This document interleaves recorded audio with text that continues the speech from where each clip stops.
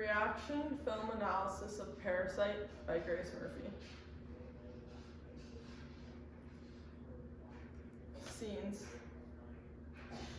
Scene 1.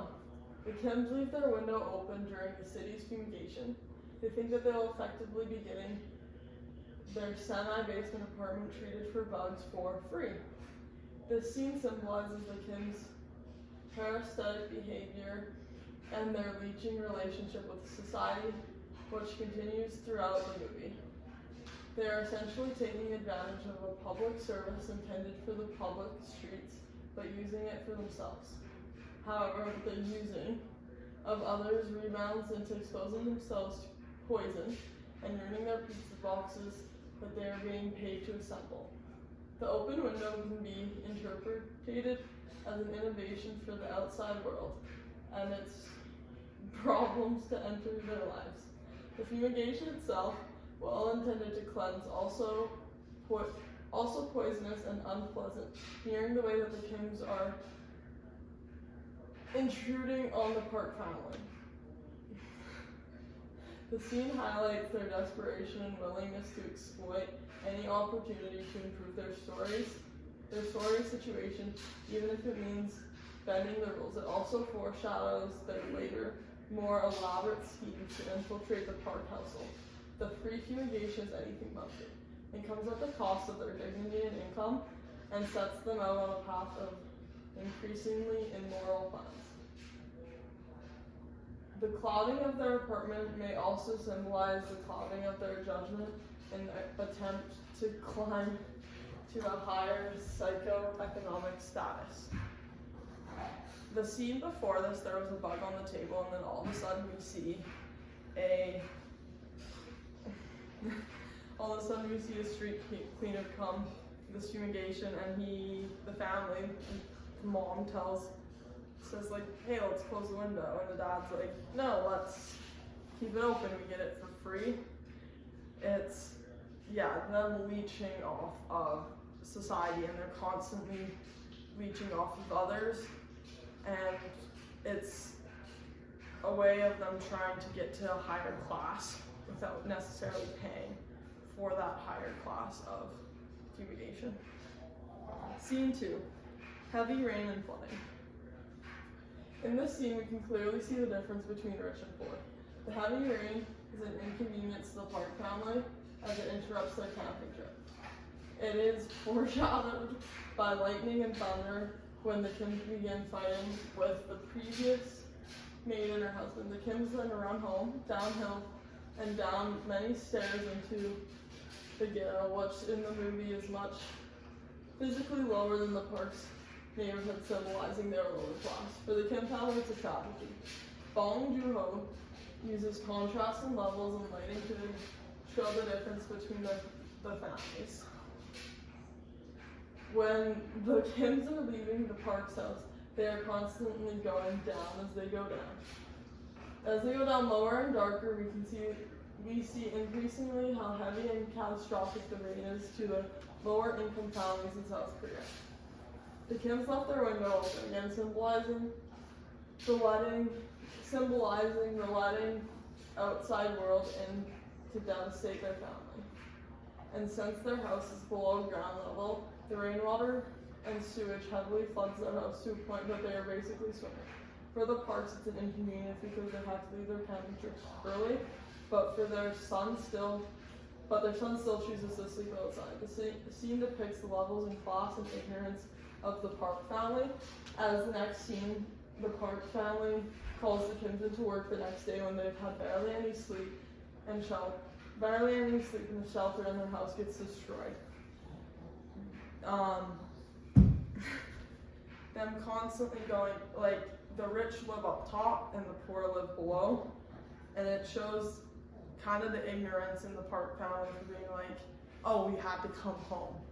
But for the Kim family, it's like, oh no, my house flooded. It's a super big deal, and it's just an inconvenience for the richer and higher up class within South Korea. So it's very interesting to me at how Bong Joon-ho uses levels, like literal levels, to show the difference and the separation in class, because they go down for a long time. Like they are constantly going down and it shows like the literal, like the Parks are up here and the Kims are down here and the maid and her husband are even below that because they live literally underground. Scene 3. The closing scene where Kai Wu is now fully recovered after we thought that he possibly passed away and is dreaming about buying the Park's house one day to be able to see his dad again. The scene depicts what he really wants, but then it flashes back to reality and that he is still in his underground house building pizza boxes. The likelihood that he will actually get to see his dad again is slim to none. Based off of this, we can see that in a system such as this one, you will not move up in classes no matter how hard you work. Kai Wu really wants to work hard and move up, but as seen in the scene and throughout the movie, he is most likely will never be able to buy the house that his dad lives under. The stagnation of classes is prevalent in South Korea. From a different perspective, we can also see that his plans are not forthcoming or moralistic and therefore fall into the realm of him being a user parasite. Perhaps if his plans were more moral, such as his friend Nin, he could climb out of poverty. During the movie, instead of working hard and going to school, he relies on a symbolic rock to help him bring prosperity. However, whenever the rock is shown, or if he has it with him, trouble follows. The rock may symbolize poverty, and poor choices will always be with him. He will never escape the below level, dirty, smelly, dark apartment, symbolic of never-ending poverty. We see it from a perspective of a North American perspective, where you can work out of poverty eventually if you work hard enough. You go to school, you have to take out student loans to go to university. You can work your way up from the bottom. Maybe not all the way to the top, but generation after generation, you can work your way up.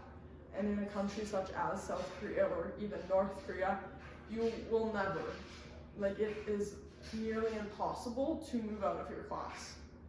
If you live below, you're generally going to stay below. And it's not saying that it's impossible, but it's very improbable that he will get to see his dad again. And yeah, the rock is typically like given to someone for good luck. It's a special rock, and he cherishes that rock and brings it everywhere with him. But the rock just brings along bad luck, and then at the end of the movie, we do see him put the rock back in the river, and that's almost like a sign for hope that maybe the rock was the issue, a symbolic issue of kind of bad luck and judgment and morals throughout the movie and the film. And I think this ending scene really ties it together. It's not the last scene in the movie, but it is like one of the last scenes in the movie, and him having this like dream of his dad walking out and hugging him in the doorway, and then it flashes back to his real life. It's his daydreaming, and kind of, it gave me a false sense of hope. The first time I watched it, I was like, oh, he did get it back, but then it cuts back to him doing the same thing he's always been doing, and you can work as hard as you want in a country like South Korea, and you probably will never move out. So it was a good ending, but I also believe like a second installment of this movie could play a role on it, even though they did end it in a very kind of well-shaped, well-rounded way. But yeah, thank you for watching.